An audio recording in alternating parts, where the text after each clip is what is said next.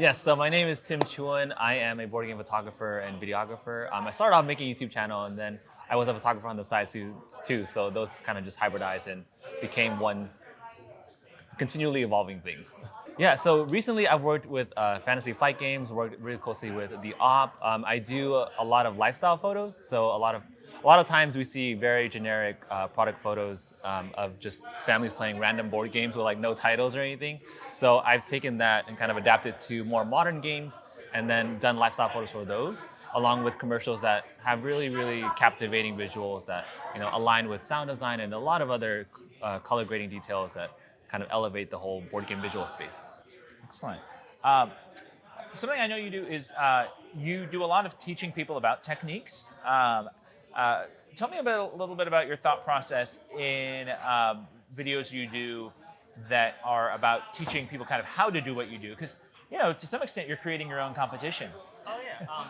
I mean, for me, I never think about it that way. For me to compete with others, because I came from a science background, and the reason why that's relevant is because I always taught in science because it was like science is very difficult. It's very hard to break down, and when I was learning it, there was a huge barrier between me and my mentors. When I became a mentor myself, I wanted to completely demolish that barrier and make sure it's easy, like everything's ease of access for everyone. So I translated that ideology onto the board gaming space. So when I finally learned how to pick up a camera, which was pretty recent, I whatever I learned, I wanted to teach back. So I didn't want people to like make competition out of that, and I wanted things to just be really easy for everyone to like learn along with me as I'm evolving too. I really enjoyed it first, starting from Betrayal, House of the Hill. And I've always liked board games, but I think I really got into it from that game specifically. And then it was Seven Wonders. My cousin introduced me to all these games in college. And it expanded once I got into a couple other games in the tabletop space, like Archmage. And I think it was interesting to see how content creation started when I first started versus now. I feel like before, the reason why I wanted to do all of this visual interpretation of board gaming is because it wasn't done to the quality that I know board games can be done in. So I know like board games super fun. We're all passionate about it, and I want to show that passion in hybridizing it with filmmaking too. Oh, that's a good one. I wish we share more of our numbers and like everyone being open about just like how to communicate with marketing, with relationships. I think I push out a lot of my channel too, but I know there are other creators, like especially in the modern era, that are sharing that. But I think as a content creator and people that are trying to get into the content creation space, it's hard to talk about things that are difficult because like talking about your salary and everything. So I feel like one thing that I really want to see change is being more open all across the board in this space. Ruel and Mandy touched on this like perfectly earlier in their discussion, but I kind of wanted to add on to them, and they were talking about how there's not much money in the board gaming space for content creation, and I feel like it's the harsh truth, but it's good to know because it's good to start off as a side income for what we're doing here. I think content creation is really important to know that you're not going to go into this making a lot of money.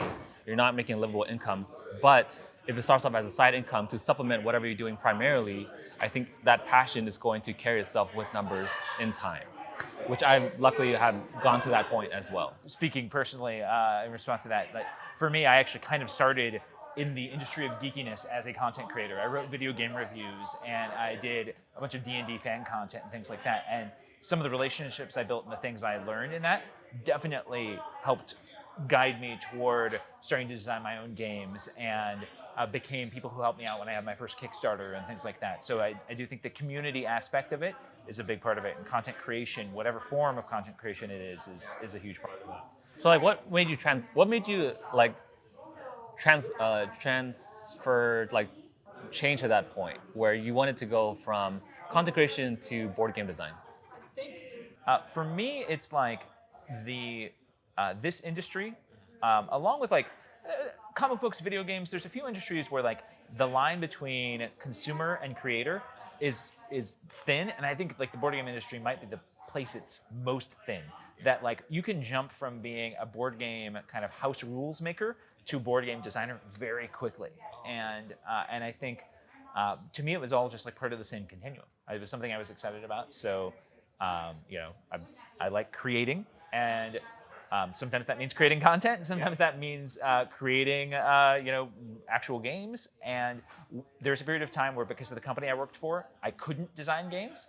And what was funny is I ended up going back to like content creation, writing, like doing like long Imgur posts on stuff, or like writing articles about things, designing T-shirts and putting them on TeePublic. And so I think that kind of desire to be creative and put stuff out there that drives content creation also is very much the same kind of desire I have that makes me want to put games out into the world.